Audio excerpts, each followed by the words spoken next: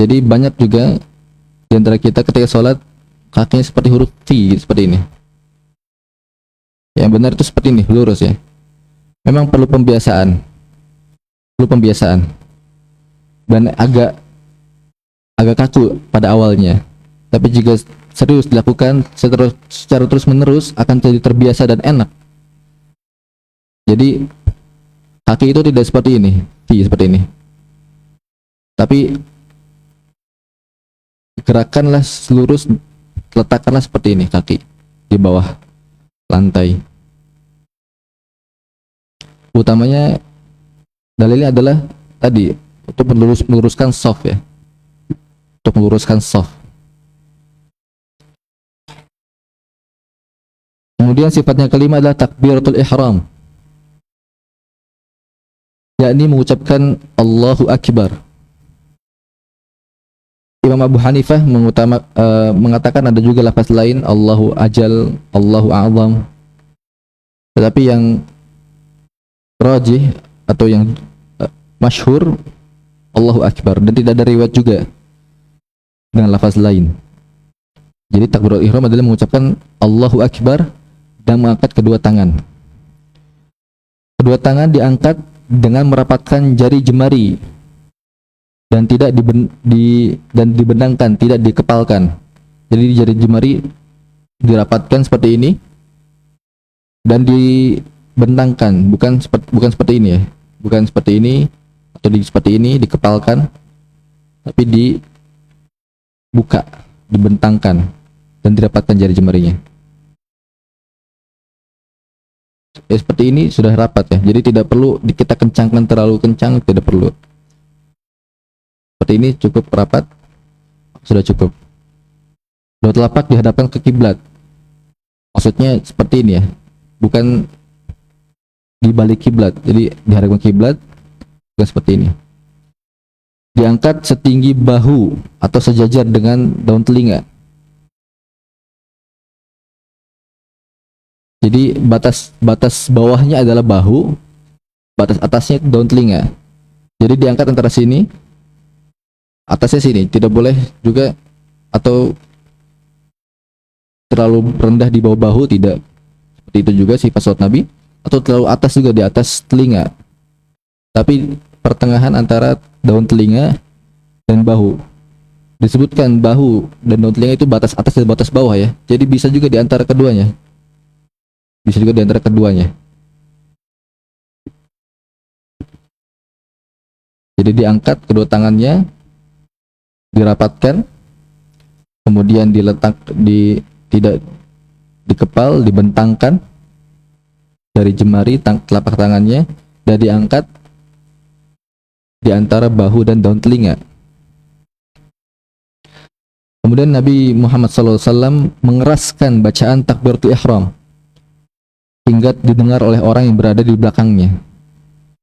Tentu ini ketika jadi imam ya. Beliau terkadang mengangkat tangannya bersamaan dengan ucapan takbiratul ihram. Jadi tangan diangkat bersamaan dengan takbiratul ihram, Allahu Akbar, bersamaan. Atau terkadang dua setelahnya, Allahu Akbar, baru diangkat. Atau juga pernah juga sebelumnya diangkat Allahu Akbar. Jadi bisa, artinya ini luas sekali.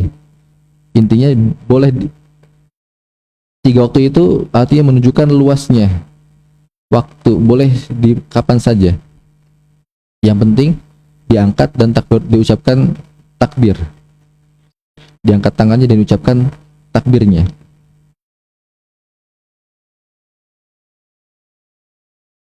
Nah, jika beliau menjadi imam, maka orang yang makmum di belakang beliau pun mengikuti takbirnya dan mengucapkan Allahu Akbar. Dan ketika tegak berdiri, pandangan matanya beliau arahkan ke tempat sujudnya. Jadi setelah sudah takbiratul ihram, maka berarti itu sudah mulai salat. Tahrimuha takbir wa tahliluha salam ya. Salat itu dimulai dari takbir ihram, jadi setelah takbir itu sudah haram melakukan sesuatu kecuali apa yang disyariatkan dalam salat. Maka termasuk melihat ke arah sujud. Kemudian sifat selanjutnya adalah meletakkan tangan di atas dada ya. Meletakkan tangan kanan di atas punggung tangan kiri seperti ini, atau meletakkan tangan kanan di atas pergelangan tangan kiri sampai sini. Jadi ada dua, boleh seperti ini di atas punggung tangan kiri atau di atas pergelangan tangan kiri. Jadi boleh seperti ini atau seperti ini. Ada dua pilihan yang bisa kita lakukan dalam sholat, atau ada di gambar halaman 14 ya, nomor 4 dan nomor 5.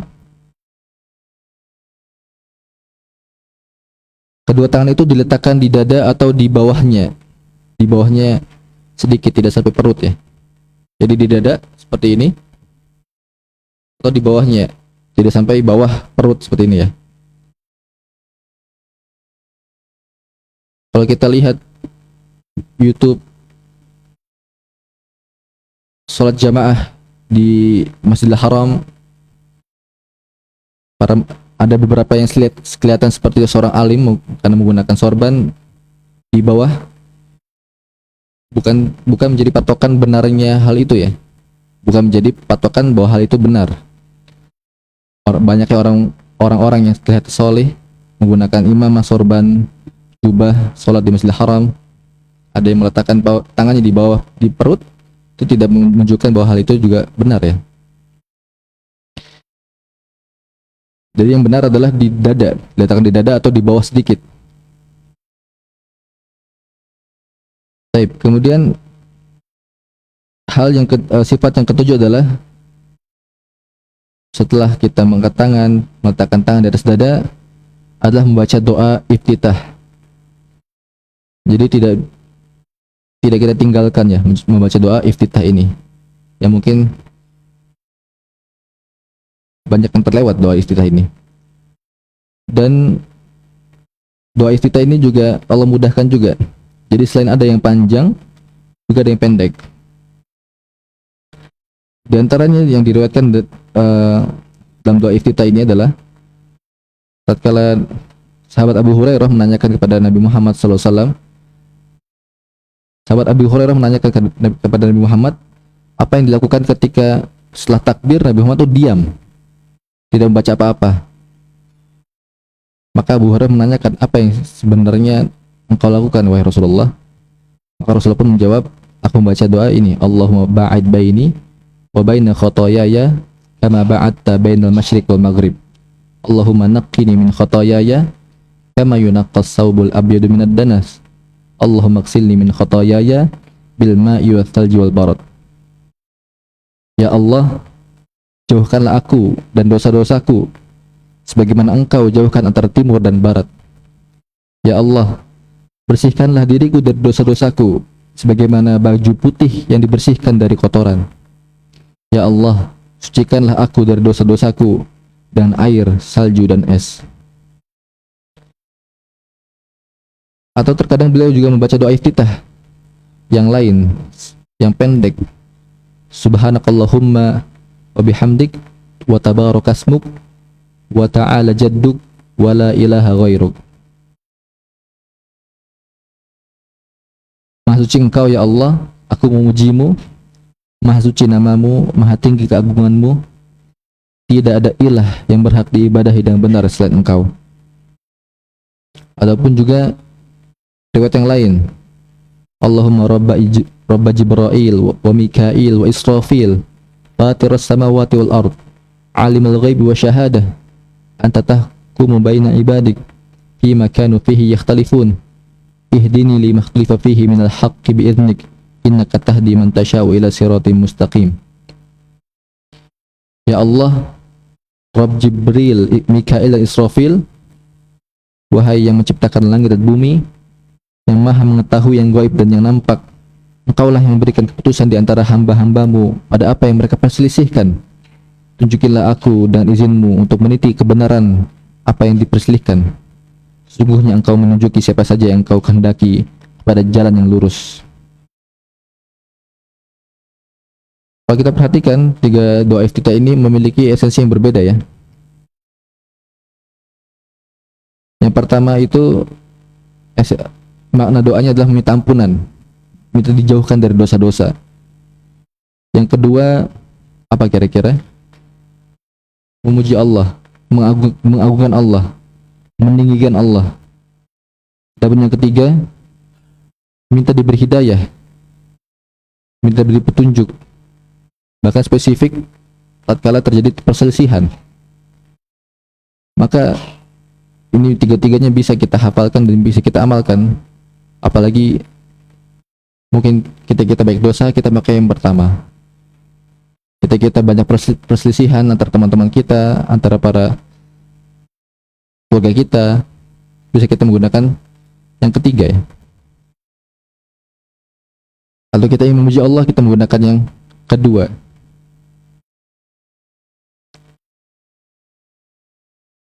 Jadi ini bisa kita hafalkan dan kita praktekkan untuk menjadikan sholat kita lebih khusyuk dan lebih dekat dengan Allah Subhanahu wa taala.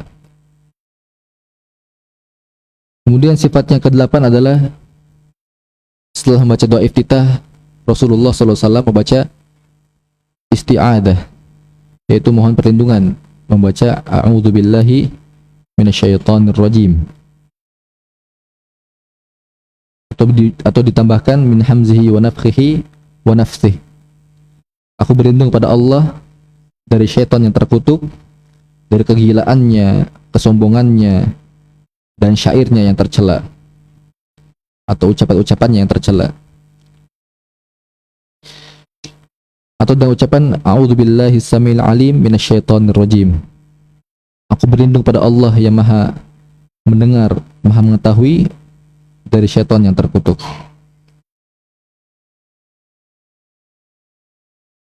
Atau menggunakannya seperti biasa, a'udzubillahi minasyaitonir rajim. Kemudian sifat yang ke-9 adalah membaca basmalah, yaitu ucapan bismillahirrahmanirrahim. Dan ini juga terjadi perbedaan pendapat ya di tengah-tengah masyarakat antara mensirkan atau menjaharkan bacaan bismillah. Nabi Muhammad SAW mensirkannya, tidak mengeraskan bacaan basmalahnya. Jadi bismillahnya itu lirih ya. Dan tidak ada riwayat yang menyebutkan bahwa beliau terus-menerus mengeraskan basmalahnya. Akan tetapi beliau terkadang memperdengarkannya kepada makmum dengan bacaan yang sir, yakni tidak terlalu mengeraskannya, sehingga yang mendengarkan bacaan bismillahnya itu orang yang di belakang beliau saja, tidak sampai ujung shaf, orang yang terdekat dari beliau.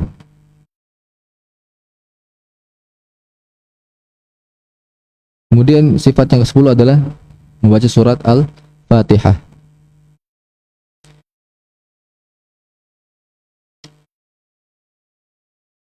Dalilnya adalah la salata illa bi fatihatil kitab. Tidak ada salat kecuali dengan membaca Fatihatul Kitab, yaitu surat Al-Fatihah, pembuka Al-Quran, pembuka Al-Kitab, yaitu ayat pertama dalam surat pertama dalam Al-Quran adalah surat Al-Fatihah. Dan Nabi Muhammad SAW itu berhenti pada setiap akhir ayat, tidak menyambungnya, tidak menyambung ayat satu dan ayat berikutnya. Ini yang sesuai dengan sifat salat Nabi Muhammad SAW. Terkadang ada yang menyambung ya, Maliki yaumiddini iyyaka na'budu wa iyyaka nasta'in, disambung. Tapi sesuai sunnah atau sifat salat Nabi adalah Maliki yaumiddin iyyaka na'budu wa iyyaka nasta'in.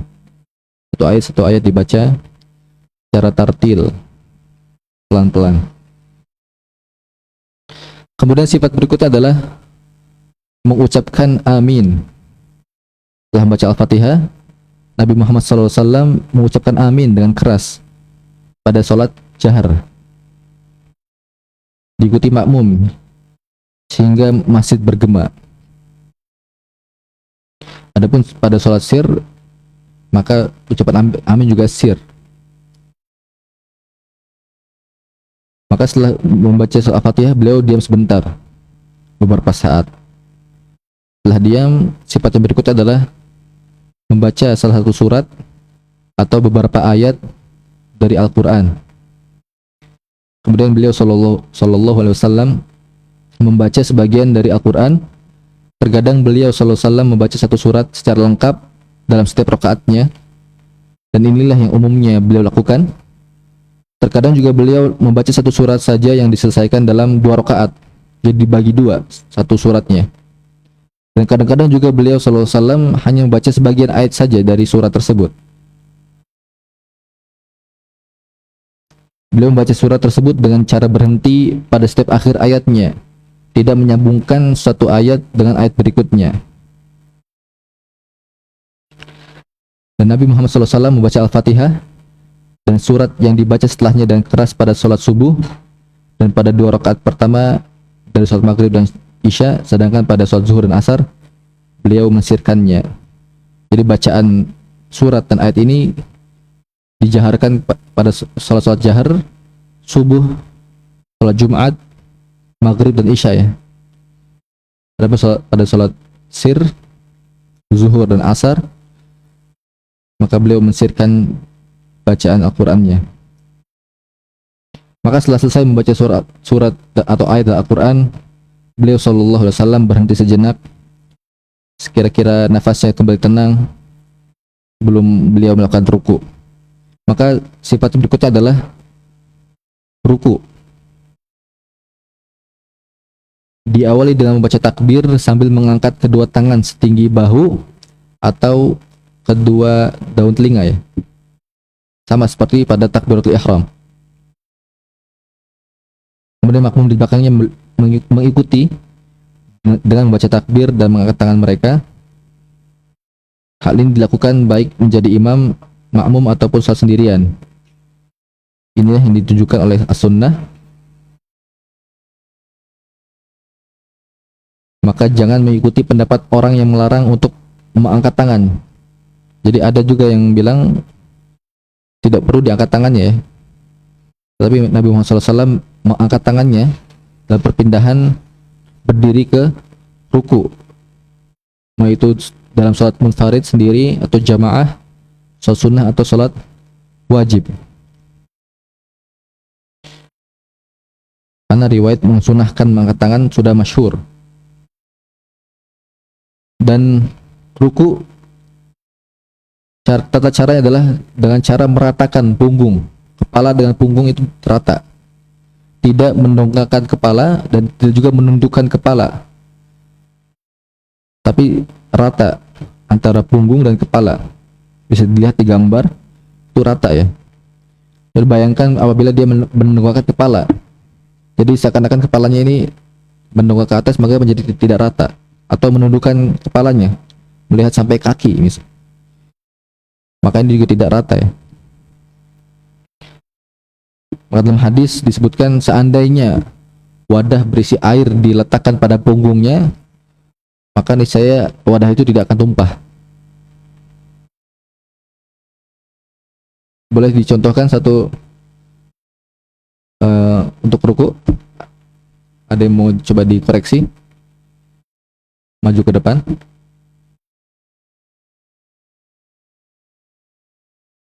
Untuk dipercontohkan kepada yang lain mungkin seperti itu. Pak Ade, tafadhol. Jadi ruku lurus punggung dengan kepala.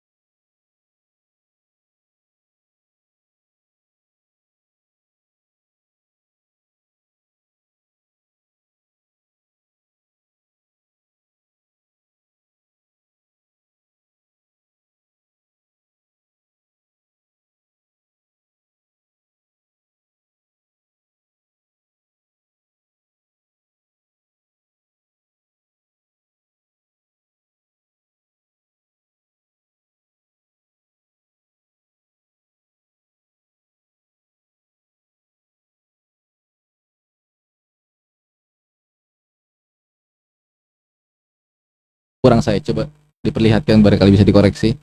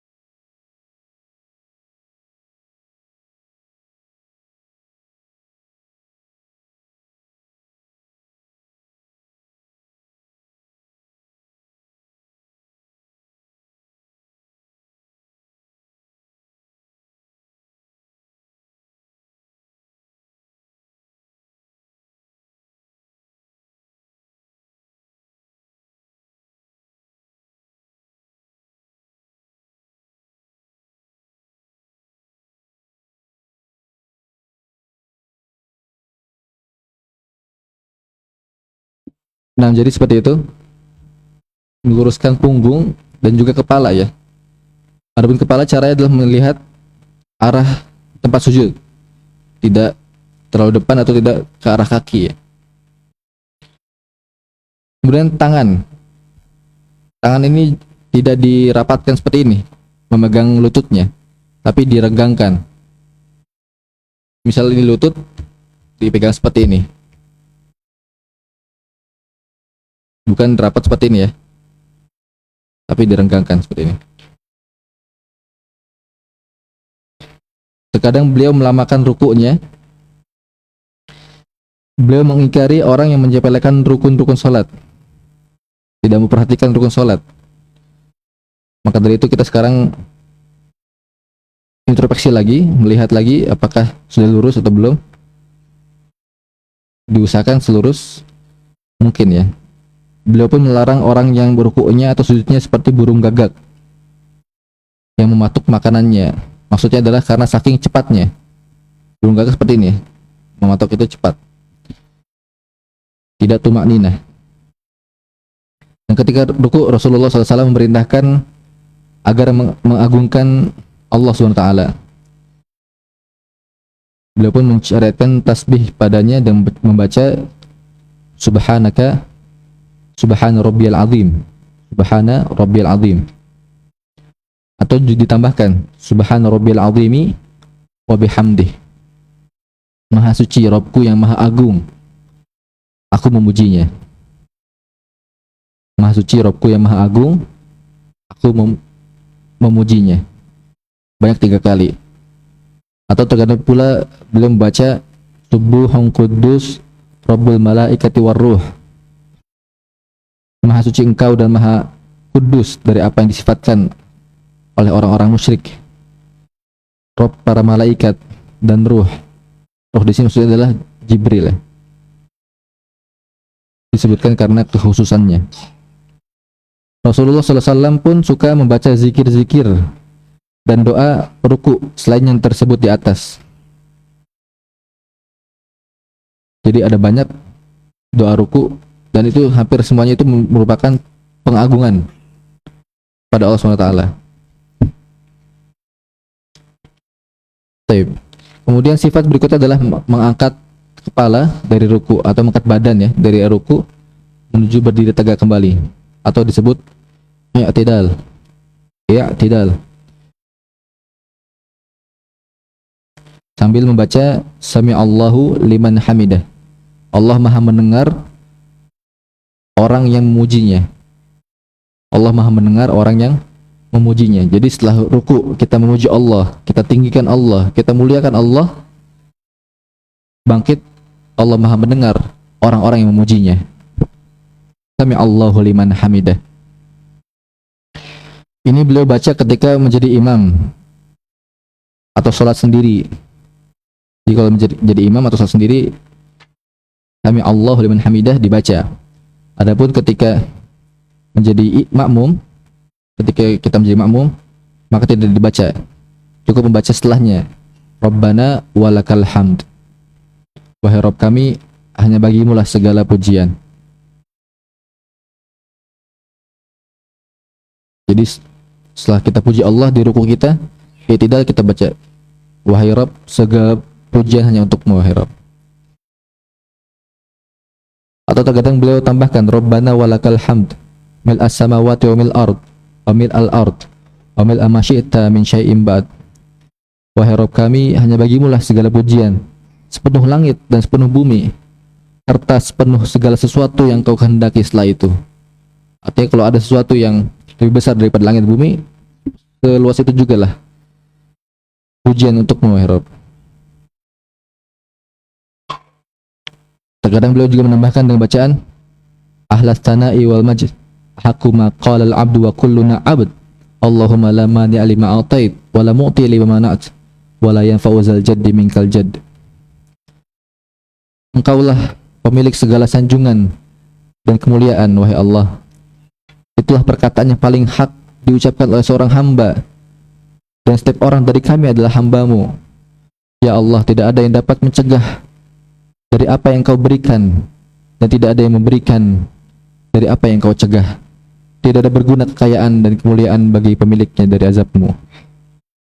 Tidak ada berguna kemuliaan dan kekayaan di dunia ini bagi pemiliknya dari azabmu. Arti kemuliaan kekayaan di dunia ini tidak akan bermanfaat jika Allah mengazab kita.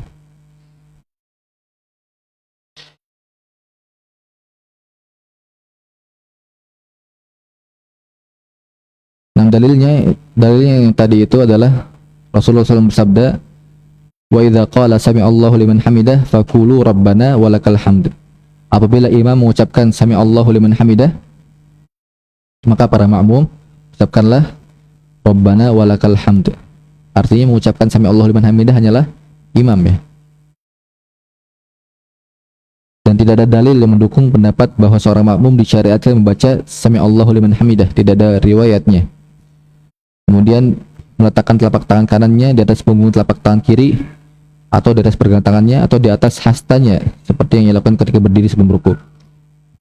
Artinya boleh setelah di i'tidal itu tangannya kembali ke dada seperti sebelum rukuk, atau boleh juga turun seperti berdiri pada biasanya. Bisa dilihat di gambar 12 dan 13 ya. Jadi boleh kembali ke dada, dan boleh juga dijulurkan seperti berdiri pada biasanya. Dan ternyata Rasulullah SAW juga suka melamakan rukun ini, suka lama dalam i'tidal, sehingga seorang sahabat berkata seakan-akan beliau udah lupa sholatnya ya, lupa lagi sholat gitu saking lamanya. Beliau pun mengingkari orang-orang yang meringankan rukun ini sehingga tidak tumak ninah. Sebaliknya beliau menyuruh tumak ninah pada rukun ini dan memerintahkan orang itu untuk tidak tergesa-gesa. Ruku tidak tergesa-gesa, i'tidal pun tidak tergesa-gesa. Beliau melarang makmum untuk mendahului imam dalam mengangkat kepala dari ruku dalam i'tidal. Jadi makmum benar-benar memperhatikan imam, tidak boleh mendahului imam. Rasulullah SAW mengancam orang yang mengangkat kepalanya sebelum imam dengan ancaman bahwa Allah akan mengubah wajahnya hingga seperti dengan wajah keledai ya. Tapi sudah waktu azan, mungkin azan terlebih dahulu.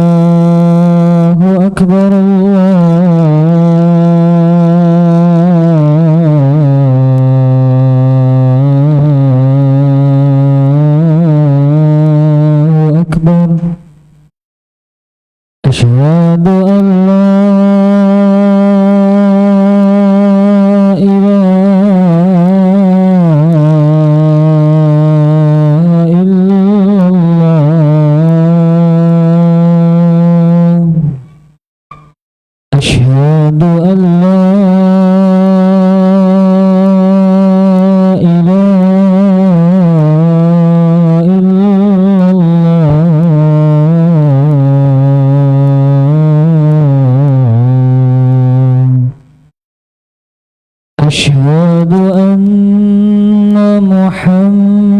محمد رسول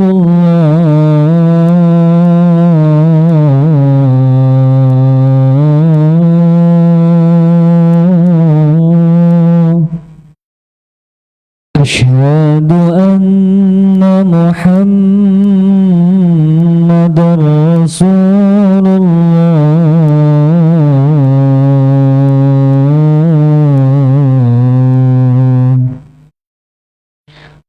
حي على الصلاة